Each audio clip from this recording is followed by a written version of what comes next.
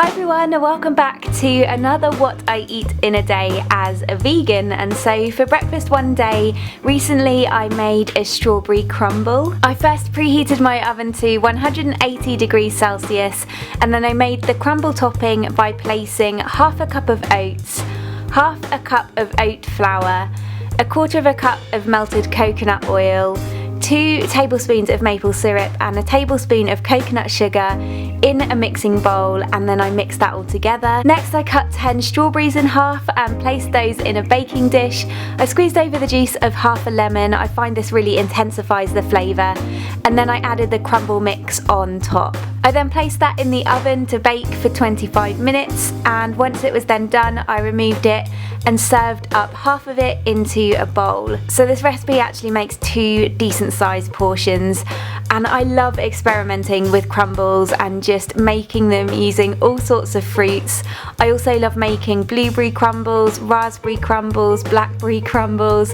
It just works in so many different ways, and the oaty topping pairs so nicely with it. Strawberries are one of my favourite fruits, and this is just so delicious as a breakfast or even as a dessert. For a snack before lunch I had some rice cakes, and for the topping I just mashed half an avocado in its shell and then I added that into a bowl.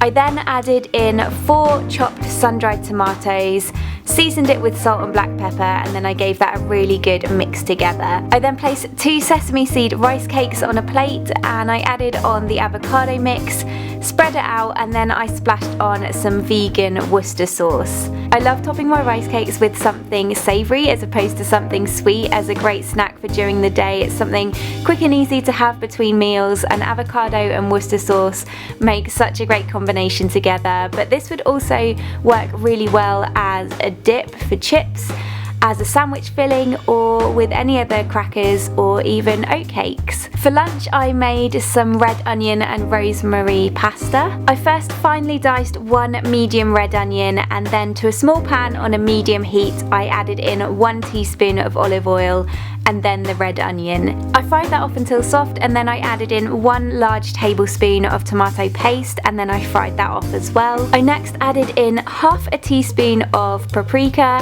1 teaspoon of red pepper flakes and 1 teaspoon of chopped rosemary. You could either use dry or fresh. I next added in 1 can of chopped tomatoes, seasoned it with salt and black pepper and gave it a really good stir together. I left that to simmer. I then put a pan of salted boiling water on a high heat and I added in 1 cup of whole wheat pasta and left that to cook. Once done I drained it, added the sauce to the large pan and then added the pasta into it. I stirred it through really well and then I served it up, and this could most probably actually serve 2 people, but I really like my pasta and I usually find 1 serving is naturally enough for me. I love the red onion and rosemary together in this. Rosemary is actually one of my favourite herbs and I really don't use it enough for cooking. The sauce can be doubled and frozen in batches for quick meals during the week.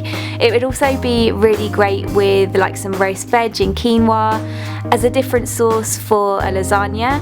It's really versatile and I like also adding nutritional yeast to it. It gives it a bit of a cheesy flavour, and of course it's a really great way to get your vitamin B12 in as a vegan on a daily basis.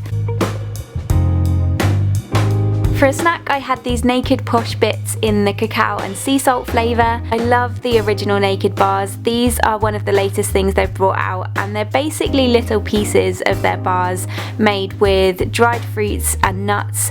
This one, as I say, is in the cacao and sea salt flavour, but they also do cacao and mandarin and cacao and raspberry flavours too. They're so delicious as a snack during the day, but they're also chocolatey enough for a sweet treat after dinner too. For dinner I made mushroom and onion loaded mash. First I quartered 4 medium-sized peeled potatoes and I added those into a pan of boiling salted water on a medium to high heat.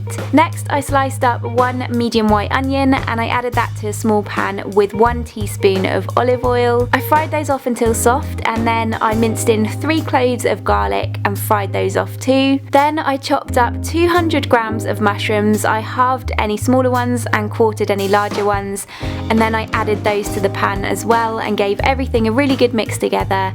and allowed the mushrooms to cook down. I next added in 1 tablespoon of chickpea flour and half a teaspoon of paprika.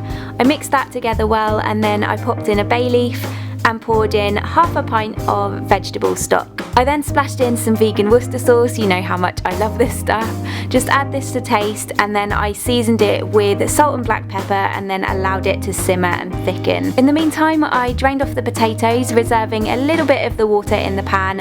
I mashed them up, adding a bit more hot water along the way until it was nice and smooth. I then added in 1 tablespoon of whole grain mustard. This is totally optional, but I just love it, and I seasoned it with salt and black pepper. I served that up between 2 plates, and then I added on the mushrooms and onions. Don't forget to remove the bay leaf at this point, and I finished them with some chopped fresh parsley. I'm not really too sure what this is. It's essentially just a huge plate of mash and a thick gravy, kind of like a mushroom bourguignon, which I've done before. It doesn't sound like much of a dinner, but to me it's no different really to a jacket potato, and I posted this recently on my Instagram stories, and so many of you asked for the recipe. We've been eating it so regularly as I've had loads of potatoes to use up. It's really simple, fairly quick to put together. It's great as a dinner on its own, or you could have it with some vegan sausages, or even just as a side dish.